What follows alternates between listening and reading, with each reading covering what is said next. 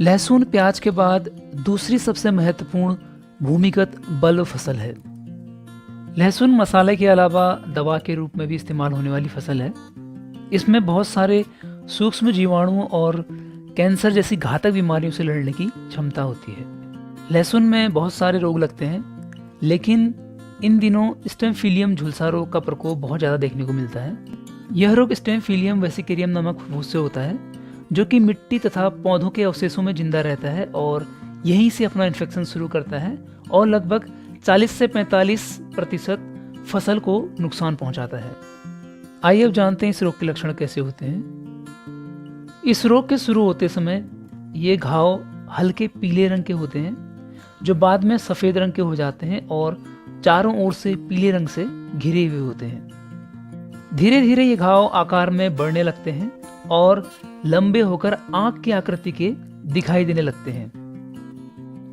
बाद में ये घाव हल्के भूरे या बैंगनी रंग के हो जाते हैं और नारंगी रंग से घिर जाते हैं।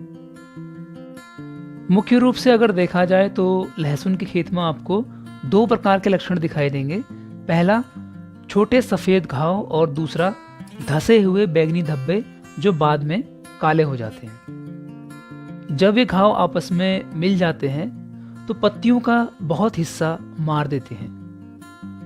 पत्तियों के मध्य भाग से अगर इस फफूंद का संक्रमण शुरू होता है तो पत्तियां कमजोर होकर या टूटकर लटक जाती हैं। अगर इस रोग का संक्रमण ज़्यादा गंभीर हो जाए तो पौधों के पूरे भाग मर जाते हैं और पौधे सूख जाते हैं और इस तरह पूरा खेत झुलसा हुआ दिखाई देता है। यदि मौसम गर्म आर्द्र हो और लहसुन की पत्तियां 16 घंटों से ज़्यादा देर तक गीली हों तो ऐसे में यह रोग ज़्यादा लगता है।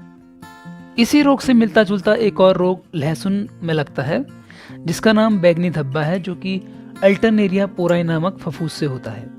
इन दोनों रोगों की पहचान करने में बहुत से लोगों को दुविधा होती है, क्योंकि ये दोनों एक जैसे ही दिखते हैं। लेकिन इन दोनों रोगों में एक बहुत बड़ा अंतर यह है कि स्टेमफिलियम झुलसा रोग के घाव आखिर में काले हो जाते हैं, जबकि बैंगनी धब्बा रोग के धब्बे और गहरे बैंगनी रंग के हो जाते हैं। तो इस प्रकार आप इन दोनों रोगों को पहचान सकते हैं। तनों पर भी इस रोग के लक्षण पत्तियों की तरह ही दिखाई देते हैं, जो शुरुआत में हल्के पीले रंग के घाव के रूप में दिखाई देते हैं और बाद में बड़े और सफ़ेद हो जाते हैं।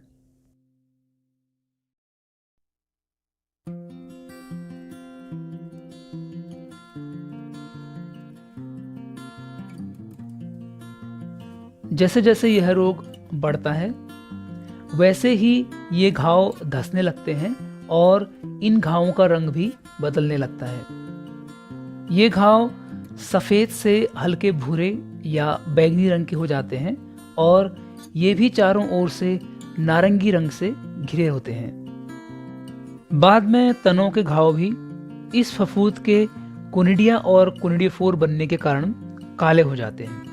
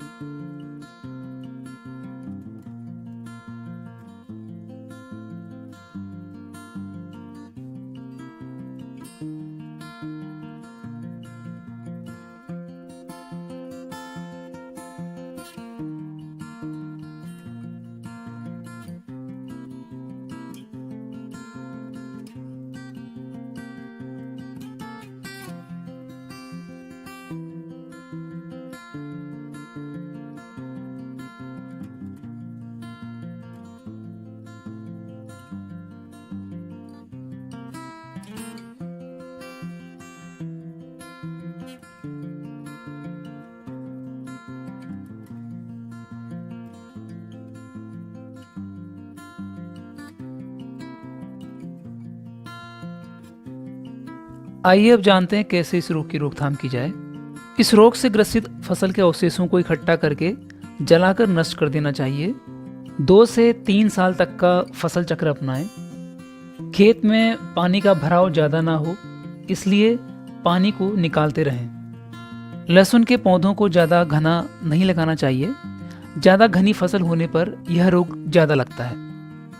बुआई से पहले लहसुन के बीजों का गर्म पानी से उपचार करें। लहसुन के बीजों को गर्म पानी में, जिसका तापमान 50 डिग्री सेल्सियस हो, उसमें 20 मिनट तक डुबो कर रखें। ऐसा करने से बीज में मौजूद फफूंद मर जाता है। हम लहसुन के स्टेम झुलसा और बैंगनी धब्बा रोग की रोकथाम समान विधियों से कर सकते हैं।